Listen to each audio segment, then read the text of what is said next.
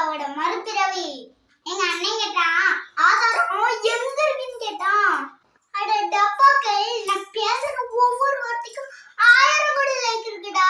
என் பாட்டி கேட்டாங்க, எப்ப அரசியலுக்கு வரப்போறேன்னு கேட்டாங்க.